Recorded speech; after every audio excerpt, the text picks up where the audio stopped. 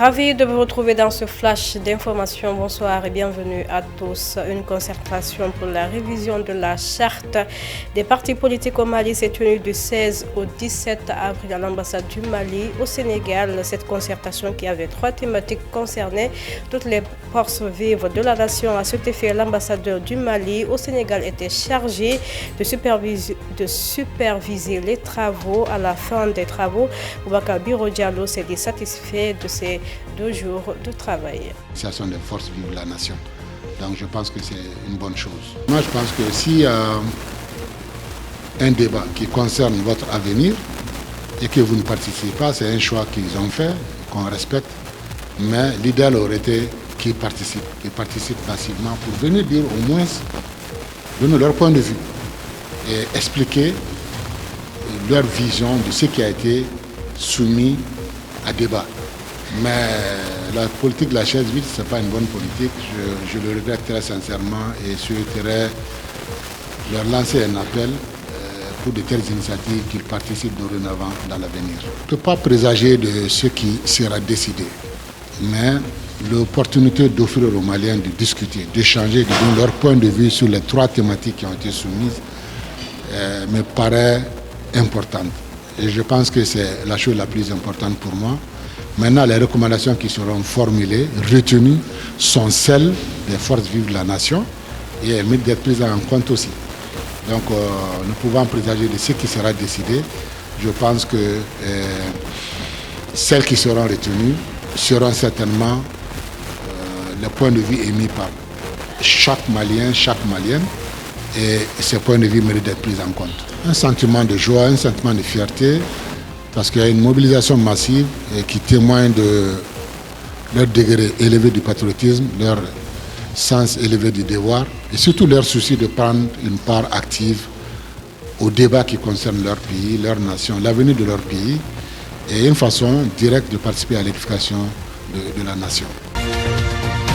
Le procureur général et les procureurs de la République ont tenu un point de presse hier au palais de justice. Ce point de presse avait pour but d'éclairer l'opinion publique sur les procédures ouvertes par le parquet financier.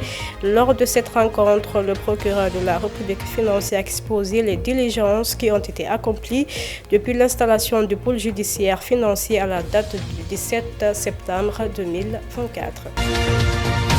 Restons toujours dans le cadre de la justice. Lors du point de presse du parquet de Dakar ce jeudi, le procureur de la République près du tribunal de grande instance hors classe de Dakar, Ibrahim Ndoye, est revenu sur les rapports qui concernent le scandale Fonds Force Covid. Selon lui, lors de l'exploitation de ce rapport par les acteurs judiciaires, ils ont décelé un certain nombre de manquements imputables à plusieurs personnes.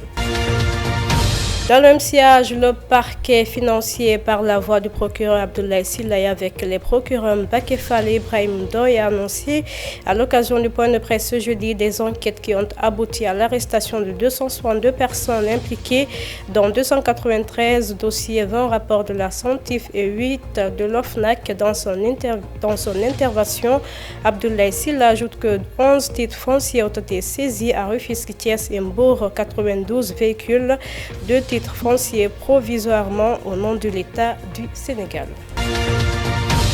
Alors que l'idée de traduire l'ancien président Macky Sall en justice pour haute trahison prend forme, l'Alliance pour la République hausse le ton. En conférence de presse ce jeudi au siège de l'APR, Pape Malick Ndour a dénommé une démarche farfelue orchestrée selon lui par des acteurs politiques sans crédibilité. Par la même occasion, l'ancien ministre de la Jeunesse met en garde contre ce qu'il considère comme une instrumentalisation de la justice à des fins politique et appelle à la transparence autour du rapport de la Cour des comptes. En Guinée, c'est dans un climat de ferveur que le Parti des démocrates pour l'espoir PDS a tenu son 2e congrès ce jeudi à son siège. Le dit congrès, qui regroupe l'ensemble des fédérations des préfectures de la Guinée et celles de l'étranger, a consisté à renouveler les instances du parti politique. Dr Ousmane Kaba a été réélu à la tête du parti pour un mandat de 5 ans sur 79 votants et rafle 67 voix exprimées après après avoir été réélu président du PADES, Dr Ousmane Kaba s'est réjoui du déroulement du congrès et de la confiance placée en sa personne. Mali, le directeur de la Banque mondiale a effectué une visite de courtoisie auprès du Premier ministre malien afin de renforcer la coopération discutée des priorités du développement du Mali et des stratégies pour améliorer le soutien de la banque. Ils ont également évoqué la reprogrammation du projet routier Savary-Gao au 31 mars 2025. Le portefeuille actif de la Banque mondiale au Mali est de 1,796 milliards de dollars pour 19 projets.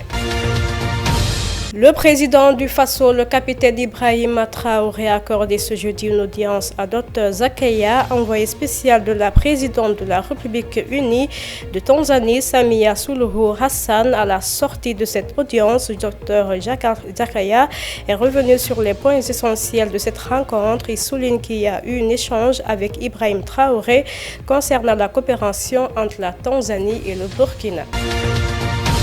Actualité internationale, l'administration Trump envisage de fermer 10 ambassades et 17 consulats tout en réduisant ou en fusionnant le personnel de plusieurs autres missions diplomatiques à l'étranger. Parmi les 10 ambassades dont la fermeture est proposée dans le mémo, 6 sont situées en Afrique. Il s'agit en République centrafricaine, en Érythrée, en Gambie, au Lesotho, en République du Congo et au Soudan du Sud. Ainsi prend fin ce flash d'informations. Merci à tous de l'avoir suivi. Au revoir.